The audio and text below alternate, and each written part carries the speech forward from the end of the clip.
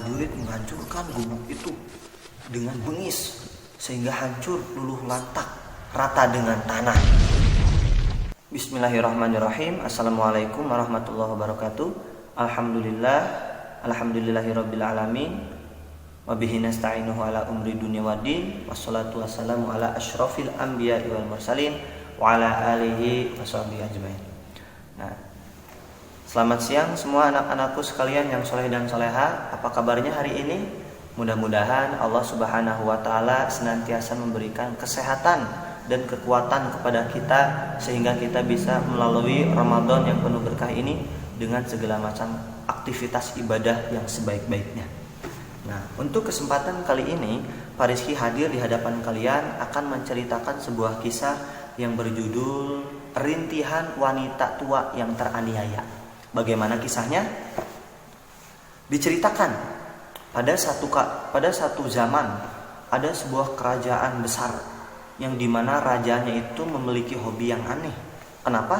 Karena hobinya itu adalah ingin selalu membangun istana di sekitar istana yang sudah dibangunnya. Jadi ingin menjadikan sebuah perdesaan itu sebagai istananya yang luas, saking serakahnya.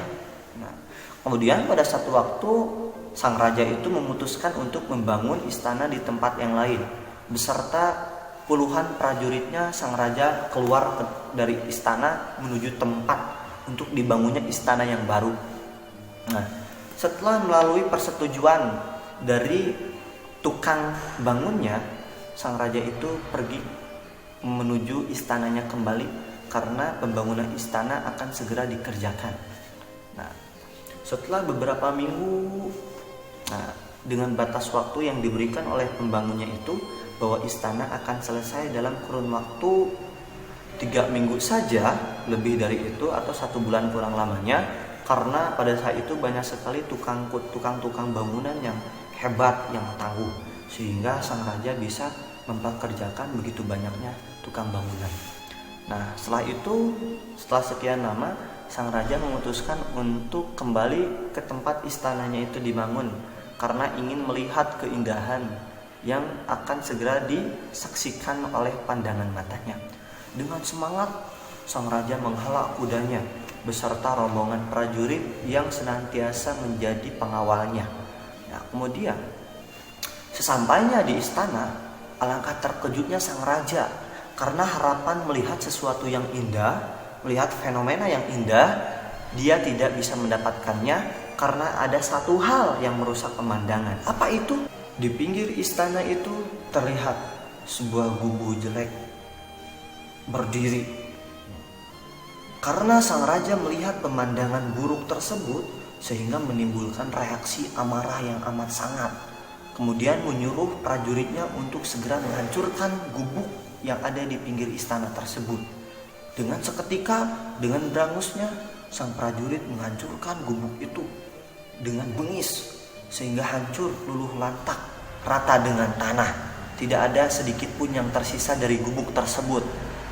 Sehingga setelahnya sang raja pun langsung tertawa lebar, gembira atas hancurnya gubuk itu, kemudian memutuskan untuk pergi dari tempat itu.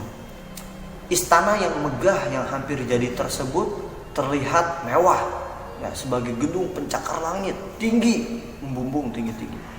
Kemudian tak lama setelah itu datanglah seorang wanita tua, yaitu pemilik gubuk tersebut.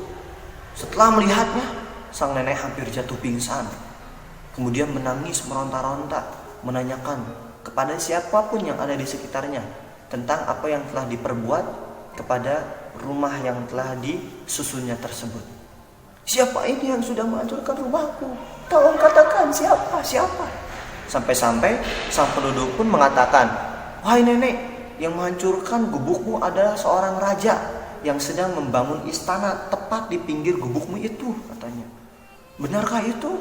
Benar. Kemudian nenek pun jatuh tersungkur, kemudian menengadahkan tangannya ke atas langit dan berdoa, ya Tuhan, di manakah engkau di saat raja zalim menghancurkan gubukku? Apakah engkau tidak berniat untuk menolongku?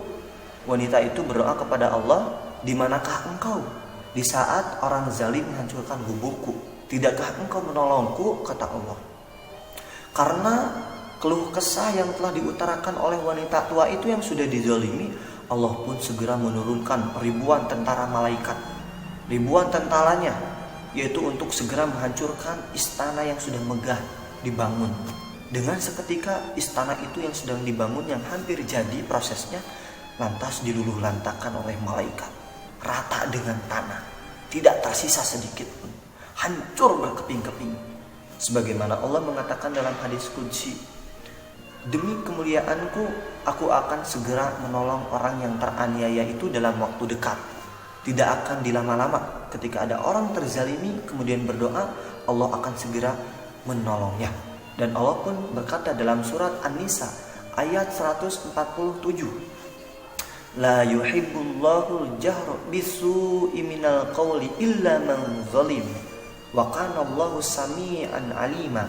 Kata Allah, sesungguhnya Allah tidak menyukai perkataan buruk yang diucapkan secara terus terang kecuali oleh orang-orang yang terzalimi. Dan sungguh Allah maha mendengar lagi maha mengetahui. Nah, anak-anakku sekalian, kita bisa melihat kesimpulan dari pelajaran tersebut. Apa yang bisa dipetik? Yaitu ketika kita dizalimi, maka Allah berada dekat di samping kita, akan segera menolong kita. Namun alangkah lebih baiknya jika kita dizalimi, lantas kita berdoa kepada Allah, ya Allah, mudah-mudahan Engkau memberikan hidayah kepada orang yang telah menzalimi saya, sebagaimana Rasulullah SAW yang telah mendoakan umatnya ketika beliau dizalimi di Taif, dilempari batu, dilempari apapun itu, kemudian pelipisnya berdarah. Rasul mengangkat tangannya tinggi-tinggi ke atas langit, lantas berdoa kepada Allah, ya Allah, sesungguhnya umatku adalah orang-orang yang tidak tahu. Daripada kita berdoa buruk untuk orang yang menzalimi kita, alangkah lebih baiknya jika kita bisa mendoakan yang terbaik untuk orang itu, sehingga mudah-mudahan Allah memberikan hidayah kepada mereka. Karena Islam itu indah. Nah, mungkin itu saja yang bisa disampaikan oleh Farisi untuk kesempatan kali ini. Mudah-mudahan bisa bermanfaat untuk kita semua, bisa menjadikan diri kita sebagai orang-orang yang pemaaf. Ingat, segala perbuatan tindak tanduk yang kita lakukan di dunia akan dipertanggungjawabkan kelak di hadapan Allah Subhanahu wa taala. Maka dengan demikian, lantas kita harus menjadikan diri sebagai orang yang bisa memberikan keuntungan kepada siapapun itu, orang-orang yang ada di sekitar kita. Wallahu a'lam bishawab. Assalamualaikum warahmatullahi wabarakatuh.